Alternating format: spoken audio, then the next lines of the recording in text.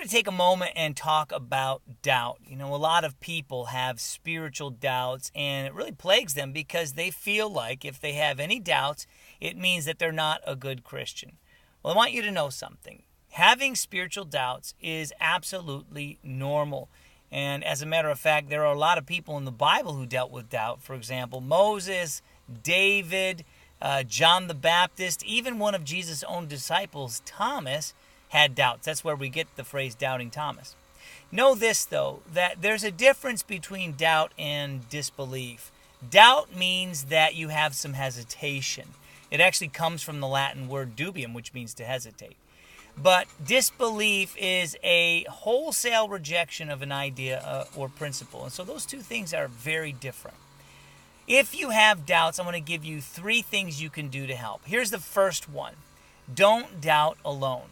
Remember, the Christian life is meant to be lived in the context of a group, like a family.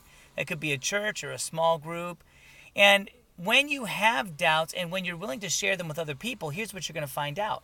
They have some doubts too. It's absolutely normal.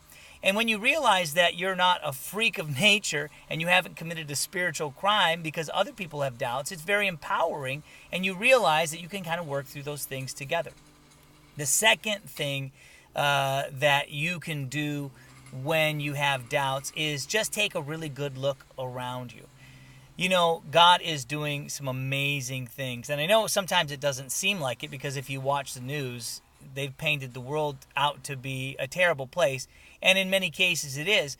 But if you look carefully at what's going on with your friends or maybe other Christians in your life or at your church, and you ask the right questions, you're going to find out that God is really, really at work. I see this all the time in my church. People are taking care of each other. People are helping each other out. They're loving each other. They're getting past their differences. And it's very powerful. You know, this is the exact thing that Jesus said to John the Baptist when John the Baptist questioned him, asking if he really was the Messiah. And Jesus simply said, the blind can see, the lame can walk, the deaf are being healed. And he was quoting from the book of Isaiah, where the prophecy said that Jesus would heal people, that he would be the Messiah. So take a look around and see what God's doing. And the last thing is, don't be afraid to ask for help. One of my absolute favorite stories in the Bible is where Jesus is talking to a man, and the man has a son who's demon-possessed. And he says to Jesus, if you are able to, will you heal my son? And Jesus says, if I'm able to? And the man quickly realizes his error and says, help me in my unbelief.